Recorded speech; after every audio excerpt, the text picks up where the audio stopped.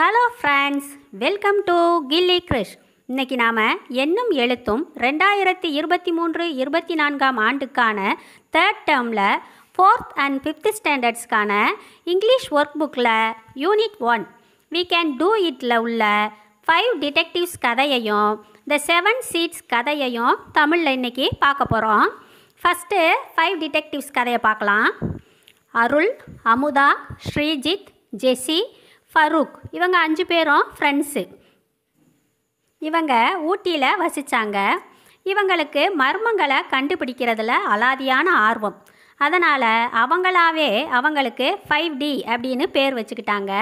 5Dனா 5 detectives. Bablu அப்படிங்கிறது ஸ்ரீஜித்தோட நாய். அதுவும் அவங்களோடவே இருக்குது. போலீஸும் இவங்களோட துப்பறியும் செயல்களை பாராட்டுறாங்க. ஜெஸ்ஸியோட அப்பா ஒரு ரகசிய போலீஸ் ஏஜெண்ட்டாக இருந்தார். ஒரு நாள் அவர் மியூசியத்தில் நடந்த திருட்டை பற்றி ஃபோனில் யார்கிட்டையோ பேசிக்கிட்டு இருந்ததை ஜெஸ்ஸி கேட்டுட்டான்.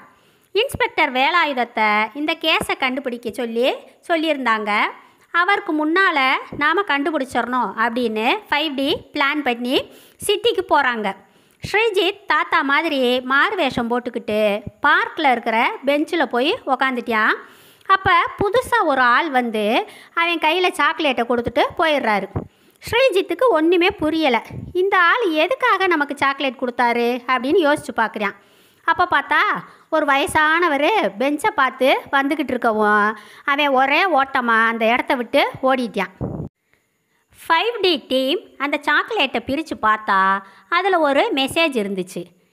Del number 3 wax works Tuesday 9 PM number 5 அப்படின்னு இருந்துச்சு.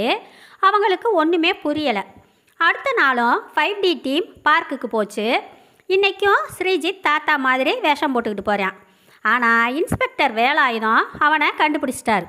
அதனால் அவங்க சாக்லேட்குள்ளே இருந்த மெசேஜை அவர்கிட்ட கொடுத்துட்டாங்க. ஆனாலும் அந்த மர்மத்தை கண்டுபிடிக்கிற ஆர்வம் அவங்களுக்கு குறையவே இல்லை. திருடனை கண்டுபிடிக்கிறதுக்காக 5D டீம் வேக்ஸ் ஒர்க்ஸ் மியூசியத்துக்கு போகிறாங்க. ஸ்ரீஜித் மெழுகு சிலை மாதிரி வேஷம் போட்டுக்கிட்டு வரான். அங்கே ஏற்கனவே இன்ஸ்பெக்டர் வேலாயுதம் இருக்கிறார்.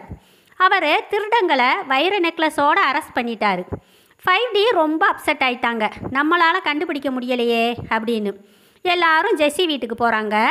ஜெஸ்ஸியோட அப்பா யார்கிட்டையோ ஃபோனில் உண்மையான நெக்லஸ் எங்கே அப்படின்னு கேட்டுக்கிட்டு இருக்கிறத இவங்க கேட்டுட்டாங்க. அப்போ வைர நெக்லஸ் திருடப்பட்டது பொய், உண்மையான நெக்லஸ் எங்கேயோ இருக்குது அப்படின்னு அவங்க உடனே பார்க்குக்கு போகிறாங்க. அங்கே பார்த்தா வயசான அதே தாத்தா அதே பெஞ்சில் உட்காந்துருக்கிறாரு. இவங்க வேறு இடத்துல ஒளிஞ்சிக்கிட்டு அவரை வாட்ச் பண்ணுறாங்க. 1 மணி நேரம் கழித்து ஒரு ஆள் வந்து தாத்தா பக்கத்தில் உட்கார்றான். தாத்தா தரையில் என்னமோ வரைஞ்சி காமிக்கிறாரு. அவங்க 2 பேரும் போனதும் 5D டீம் அங்கே போய் அவர் வரைஞ்சதை பார்க்குறாங்க. பார்த்தா அது வேக்ஸ் ஒர்க்ஸாக இருக்குது. 5D டீம் திரும்பவும் வேக்ஸ் ஒர்க்ஸுக்கு போகுது. அந்த மியூசியத்தில் போய் பார்த்தா இளவரசி சிலையோட கழுத்தில் ரியல் நெக்லஸ் இருக்கிறத அமுதா கண்டுபிடிச்சிட்டான். அவங்க அதை போலீஸ்கிட்ட கொடுத்துட்றாங்க. இன்ஸ்பெக்டர் வேலாயுதமும் ஜெஸ்ஸியோட அப்பாவும் அவங்களோட தைரியத்துக்காக 5D டீமை அப்ரிஷியேட் பண்ணுறாங்க. அப்படிங்கிறதோட இந்த கதை முடியுது. அடுத்ததாக The 7 Seeds ஸ்டோரி. முந்தி காலத்தில் ஆனைமலையை ஒரு சிறந்த ராஜா ஆட்சி செஞ்சுட்டு வர்றார். அவருக்கு வாரிசு இல்லை. அவருக்கு வயசாயிட்டதுனால ஒரு வாரிசை தேர்ந்தெடுக்கிறதுக்கு நினைக்கிறாரு. ஒரு குழந்தைய தத்தெடுக்க விரும்புகிறாரு. அந்த குழந்தை தான் அடுத்த ராஜாவாக வரப்போகுது. அது ரொம்பவும் நேர்மையாக இருக்கணும் அப்படின்னு அவர் விருப்பப்படுறாரு.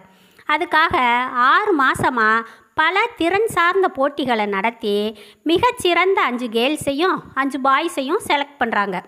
அவங்க 10 பேரையும் கூப்பிட்டு, ராஜா, நம்மளோட நாடு விவசாயத்தை நம்பி இருக்கிற நாடு. இப்போ தேர்ந்தெடுக்க போகிற தலைவருக்கு செடிகள் வளர்க்குறது பற்றி கண்டிப்பாக தெரிஞ்சிருக்கணும் அப்படின்னு சொல்லிட்டு ஒவ்வொரு குழந்தைக்கும் 7 கோதுமை விதைகளை கொடுத்து அதை 6 வாரங்கள் நல்லா வளர்த்துட்டு வரணும் அப்படின்னு சொல்லிடுறாரு. தேர்ந்தெடுக்கப்பட்ட குழந்தைகளில் நம்ம அணியும் ஒருத்தி. அவள் விதைகளை வீட்டுக்கு கொண்டுட்டு போய் தரமான மண்ணில் எரியெல்லாம் போட்டு தண்ணி ஊற்றி நட்டு வச்சு டெய்லியும் தண்ணி ஊற்றிக்கிட்டு வர்றா. ஆனால் அது முளைக்கவே இல்லை. ரொம்ப வருத்தமாயிட்டான். அவளோட ஃப்ரெண்ட்ஸ்லாம் சொல்கிறாங்க, நீ வேறு விதையை முளைக்க வையி அப்படின்னு. ஆனால் அவளோட பேரண்ட்ஸ் அவளுக்கு எப்போவுமே நேர்மையாக இருக்கணும் அப்படின்னு சொல்லி கொடுத்துருக்கிறதுனால அவள் நேர்மையாக இருக்க முடிவு பண்ணி வேறு விதை எதையுமே ஊனி வைக்கலை. இப்போ ராஜா சொன்ன 6 வாரம் முடிஞ்சிருச்சு. 6 வாரம் முடியவும் எல்லா குழந்தைகளுமே ராஜா கிட்ட வர்றாங்க. அணியை தவிர மற்ற எல்லாரோட விதையுமே நல்லா ஆரோக்கியமாக முளைச்சிருக்குது. ஆனால் அணியோட விதை மட்டும் முளைக்கவே இல்லை. அதனால் அவள் ரொம்ப வெக்கமாக ஃபீல் பண்ணுறா. ஆனால் என்ன ஒரு ஆச்சரியம் பாருங்க, அவள் போட்டியில் வின் பண்ணிட்டா. எப்படின்னா ராஜா சொல்கிறாரு, நான் வேக வச்ச விதைகளை தான் கொடுத்தேன். வேக வச்ச விதைகள் ஒருபோதும் முளைக்காது. மற்ற எல்லாருமே என்னை ஏமாற்றிட்டாங்க. ஆனால் அணி நேர்மையாக நடந்துக்கிட்டா அவளை என்னோட வாரிசாக ஏற்றுக்கிறேன் அப்படின்னு சொல்லிட்டார். அவளோட நேர்மை அவளை ராஜாவோட வாரிசாக்கிருச்சு. இந்த கதை மூலமாக நேர்மையாக இருக்க வேண்டியதோட அவசியத்தையும் நன்மையையும் ஸ்டூடெண்ட்ஸ் தெரிஞ்சுக்குவாங்க. இந்த வீடியோ உங்களுக்கு பிடிச்சிருந்தா லைக் பண்ணுங்கள், உங்கள் ஃப்ரெண்ட்ஸுக்கு ஷேர் பண்ணுங்கள். Thank you friends, see you soon.